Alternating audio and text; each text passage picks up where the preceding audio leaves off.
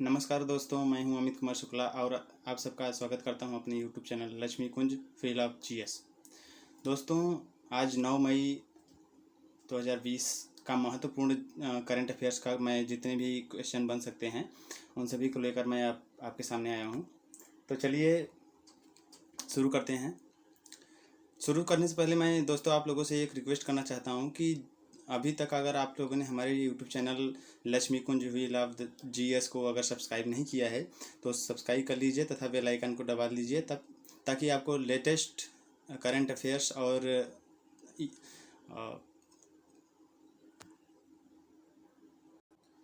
प्रतियोगी परीक्षाओं से जुड़ी जानकारी आपको मिलती रहे। तो चलिए दोस्तों शुरू करते हैं। दोस्तों, आज है 9 मई।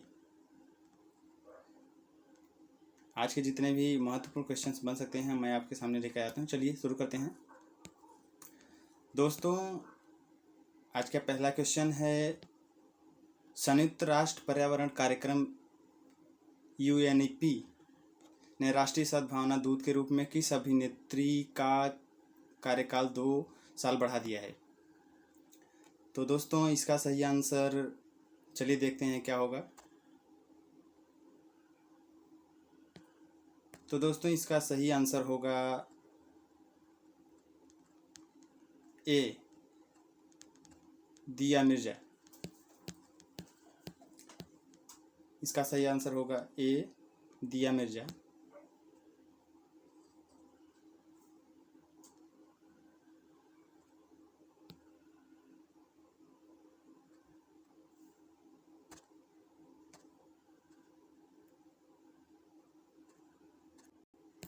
देखिए दोस्तों,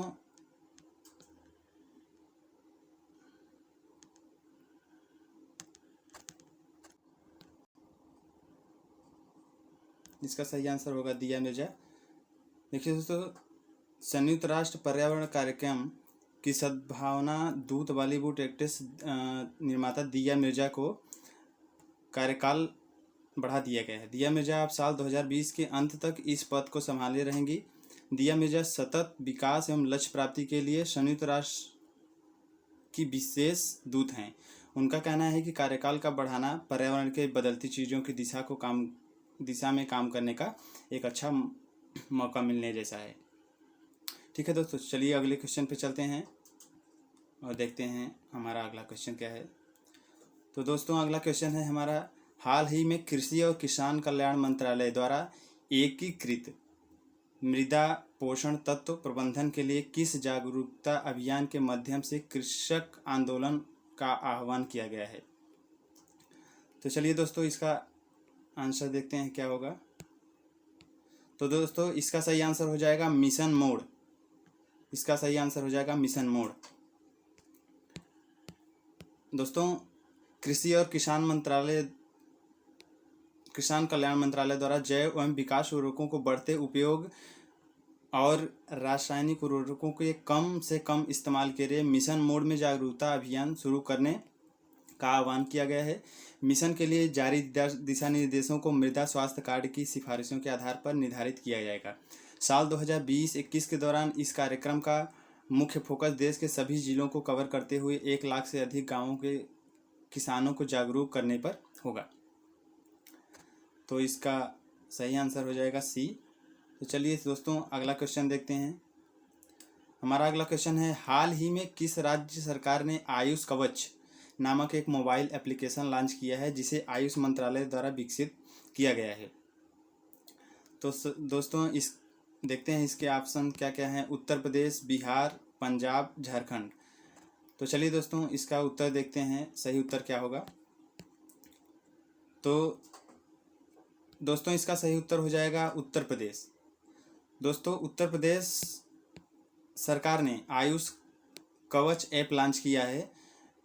कोरोना महामारी के बीच लोगों की सुरक्षा को देखते हुए इसे बनाया गया है। राज्य के आयुष विभाग ने इसे तैयार किया है। मुख्यमंत्री श्री योगी आदित्यनाथ ने ऐप को लॉन्च करते हुए बताया कि यह ऐप आयुर्वेद में मौजूद जड़ी बूटियों और चिकित्सा पद्धति पर आधारित है। यह एप्लीकेशन कोविड-19 से लड़ने की प्रक्रिया में प्रतिरक्षा को बढ़ावा देने हेतु स्वास्थ्य उपचार और उपाय प्रदान करने के उद्देश्य से किया गया है। तो दोस्तों, इसका सही आंसर हो जाएगा ए उत्तर प्रदेश। चलिए दोस्तों अगला क्वेश्चन देखते हैं। तो हमारा अगला क्वेश्चन है, हाल ही में भारत सरकार द्वारा किस राजनयिक को संयुक्त राष्ट्र में अपने स्थायी प्रतिनिधि के रूप में नियुक्त किया गया है? तो दोस्तों हम इसके आंसर देखते हैं। दोस्तों इसका आंसर है टी.एस. न्यायमूर्ति। टी.एस. न्यायमूर्ति जी। स्थायी मिशन वह राजनयिक मिशन है जिसमें संयुक्त राष्ट्र संघ के प्रत्येक सदस्य राज्य द्वारा अपना एक स्थायी प्रतिनिधि संयुक्त राष्ट्र संघ में नियुक्त किया जाता है। इस स्थायी प्रतिनिधि को संयुक्त राष्ट्र का राजदूत भी कहा जाता है। वर्तमान समय में संयुक्त राष्ट्र संघ में अवर सचिव जनरल और सहायक महासचिव के वरिष्ठ पदों पर 8 भारतीय नियुक्त हैं। ये साल 1985 बैच के भारतीय विदेश सेवा के अधिकारी हैं। टी.एस. तिरुमूर्ति का नियुक्ति सैयद अकबरुद्दीन के स्थान पर किया गया है। वर्तमान समय में ये विदेश मंत्रालय में सचिव के तौर पर कार्यरत हैं। तो दोस्तों इसका सही आंसर हो जाएगा टी.एस. तिरुमूर्ति। चलिए दोस्तों अगले क्वेश्चन पे चलते हैं। दोस्तों हमारा अगला क्वेश्चन है, केंद्रीय मंत्री नितिन गडकरी ने हाल में ही कहा कि सरकार अगले कितने वर्षों में राजमार्गों के निर्माण पर 15 लाख करोड़ रुपए खर्च करने की योजना बना रही है? तो दोस्तों केंद्रीय मंत्री नितिन गडकरी ने जो कहा है कि सरकार अगले कितने वर्षों में राजमार्गों के सुधारने के लिए 15 लाख करोड़ खर्च करने की योजना बना रही है। तो दोस्तों इसका सही आंसर हो जाएगा 2 साल। देखिए यहाँ पे केंद्रीय मंत्री नितिन गडकरी ने यह भी कहा कि वाहन कबाड़ नीति को भी जल्द ही जल्द अंतिम रूप दिया जाएगा। उन्होंने सदस्यों को कारोबार में नकदी बढ़ाने पर ध्यान देने का सुझाव दिया और उन्होंने कहा कि उद्योगों के इनोवेशन, तकनीकी और कौशल विकास पर फोकस करना चाहिए ताकि वैश्विक बाजार में प्रतिस्पर्धी बनाया जा सके। नितिन गडकरी ने लॉकडाउन के कारण देश भर में बंद पड़े पब्लिक ट्रांसपोर्ट को जल्द से जल्द शुरू करने का आश्वासन दिया है। उन्होंने कहा कि वह प्रधानमंत्री श्री नरेंद्र मोदी और वित्त मंत्री श्रीमती निर्मला सीतारमण के नियमित संपर्क में हैं, जो कोविड-19 महामारी के इन कठिन दिनों के दौरान अर्थव्यवस्था के लिए उत्थान के लिए काम कर रहे हैं। तो दोस्तों इसका सही आंसर हो जाएगा 2 साल। ठीक है, चलिए दोस्तों अगले क्वेश्चन पे चलते हैं। दोस्तों हमारा अगला क्वेश्चन है, हाल ही में अमेरिकी पत्रिका फोर्ब्स इंडिया बिलियनर्स लिस्ट 2020 जारी की है। इस लिस्ट में पहले स्थान पर कौन है? ऑप्शन है साइरस पूनावाला, गौतम अडानी, सुनील मित्तल, मुकेश अंबानी। तो दोस्तों इसका सही आंसर हो जाएगा मुकेश अंबानी। चलिए इसका आंसर देखते हैं, समझते हैं।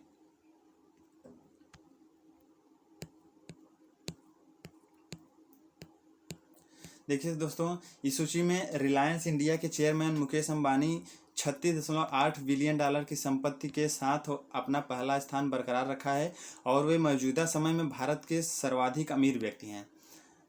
हालांकि मुकेश अंबानी की कुल संपत्ति में बीते वर्ष के मुकाबले 13.2 बिलियन डॉलर की कमी आई है, किंतु इसके बावजूद भी वे पहले स्थान पर मौजूद हैं। वहीं स्टॉक मार्केट में गिरावट के बावजूद भारतीय व्यवसायी राधा किशन दामानी 13.8 बिलियन डॉलर की संपत्ति के साथ भारत के दूसरे सबसे अमीर व्यक्ति बन गए हैं।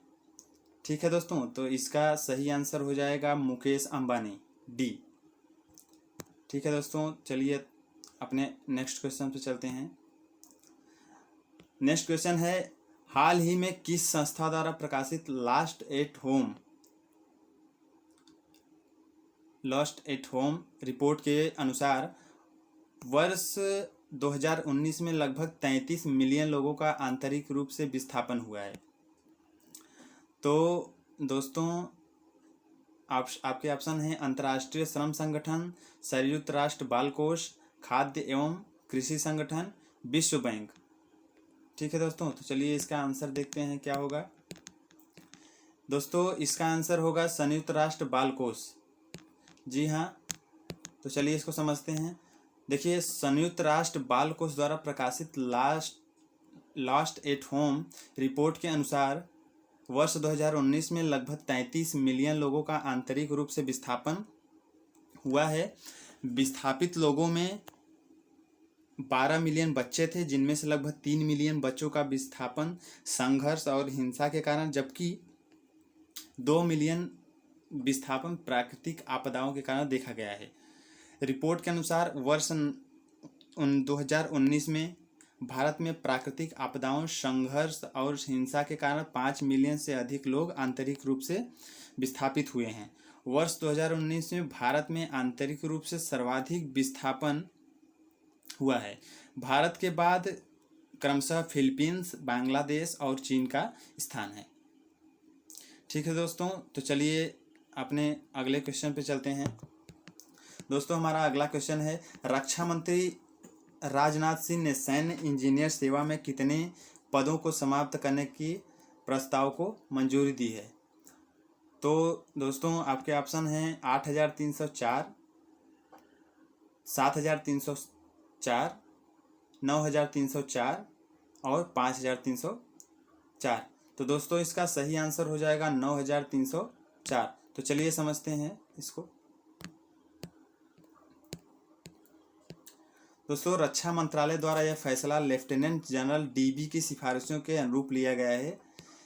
लेफ्टिनेंट जनरल शेखटकर की समिति ने सशस्त्र बलों की युद्ध क्षमता और असंतुलित रक्षा व्यय को संतुलित करने के उपाय को सुझाव देते हुए यह प्रस्ताव रखा था कि रक्षा मंत्रालय ने एक बयान में कहा कि MIS के इंजीनियर इन चीफ के प्रस्ताव के आधार पर समिति द्वारा की गई सिफारिशों के अनुसार और मूल और औद्योगिक कर्मचारियों के कुल 13,157 रिक्त पदों में से MIS में 9,304 पद को समाप्त करने की मंजूरी दे दी गई है। ठीक है दोस्तों, इसका सही आंसर हो जाएगा 9,304। चलिए अब अगले क्वेश्चन पे चलते हैं। दोस्तों, अगला क्वेश्चन है, हाल ही में किसने श्रम ब्यूरो के नए महानिदेशक के रूप में पदभार ग्रहण किया है? आपका ऑप्शन है मोहन त्यागी, दूसरा ऑप्शन है DPS नेगी, तीसरा ऑप्शन है राहुल राय और आपका चौथा ऑप्शन है अजय सचदेवा। तो दोस्तों, इसका सही आंसर हो जाएगा DPS नेगी। जी हाँ दोस्तों, इसका सही आंसर हो जाएगा DPS नेगी। तो चलिए इसको समझते हैं। दोस्तों, भारतीय अर्थ सेवा के अधिकारी DPS नेगी ने ही हाल में श्रम ब्यूरो के महानिदेशक का पदभार संभाला है। श्रम एवं रोजगार मंत्रालय के तहत काम करने वाला यह ब्यूरो श्रमिकों, रोजगार, खुदरा मुद्रास्फीति से संबंधित आंकड़े जुटाने और उनके विश्लेषण का काम करता है। महानिदेशक के अलावा नेगी मंत्रालय के वरिष्ठ श्रम एवं रोजगार सलाहकार भी होंगे। नेगी 1985 बैच के भारतीय अर्थ सेवा अधिकारी हैं। जी हाँ दोस्तों, तो इसका सही आंसर हो जाएगा ऑप्शन नंबर बी, DPS नेगी। तो चलिए दोस्तों अगले क्वेश्चन की तरफ चलते हैं और अगला क्वेश्चन है, केंद्र सरकार के अनुसार विदेश में फंसे भारतीयों को वापस लाने के लिए किस मिशन के तहत 7 से 13 मई के दौरान 64 उड़ानें संचालित की जाएंगी? तो दोस्तों, आपके ऑप्शन हैं, पहला नमस्ते भारत मिशन, दूसरा वंदे भारत मिशन, तीसरा एकजुट भारत मिशन, चौथा कल्याण भारत मिशन। तो दोस्तों, आपका सही आंसर हो जाएगा वंदे भारत मिशन। जी हाँ दोस्तों, वंदे भारत मिशन के तहत विदेश में फंसे भारतीयों को हमारे देश में लाया जा रहा है। ये केंद्र सरकार की योजना है। तो चलिए इसको समझते हैं। भारत सरकार ने कोरोना संकट के कारण विदेश में फंसे भारतीयों को लाने के लिए वंदे भारत मिशन की शुरुआत की है। इसके लिए एयर इंडिया और उसकी सहायक कंपनी एयर इंडिया एक्सप्रेस 12 देशों में फंसे 14,800 भारतीयों को वापस लाने के लिए 64 उड़ानों का संचालन करेगी। दोनों कंपनियां वंदे भारत मिशन के तहत काम करेगी। आदेश में कहा गया है कि दिल्ली हवाई अड्डे से आने वाले यात्रियों को पहुंचने की तारीख 14 दिन पृथक वास में रखा जाएगा, आइसोलेटेड रखा जाएगा। मतलब इस कोरोना के मद्देनज़र उनको जो विदेश से भारतीय आएंगे उनको 14 दिन के लिए क्वारंटाइन अलग रखा जाएगा, आइसोलेट करके, जिसके लिए उन्हें स्वयं भुगतान करना होगा और जिसका भुगतान वो स्वयं करेंगे। ठीक है दोस्तों, तो ये था आपके 9 मई के कुछ महत्वपूर्ण करंट अफेयर्स के क्वेश्चन। दोस्तों, करंट अफेयर्स जो ये हमने अभी पढ़ा है इसका PDF आपको हमारे लिंक के डिस्क्रिप्शन में मिल जाएगा, तो वहाँ से आप इसको PDF डाउनलोड कर सकते हैं। साथ ही हमारे चैनल को अगर आपने अभी तक सब्सक्राइब नहीं किया है तो सब्सक्राइब कर लीजिए। अगर हमारा वीडियो आपको अच्छा लगा हो तो कमेंट कीजिए, लाइक कीजिए, और ऐसी तमाम करंट अफेयर्स और प्रतियोगी परीक्षाओं से जुड़ी जानकारी पाने के लिए आप हमारे YouTube चैनल को सब्सक्राइब कर लें और बेल आइकन को दबा लें ताकि आपको जल्द से जल्द नोटिफिकेशन मिलता रहे। तो चलिए दोस्तों, मिलते हैं नेक्स्ट वीडियो में, तब तक के लिए बने रहिए। ठीक है, थैंक यू।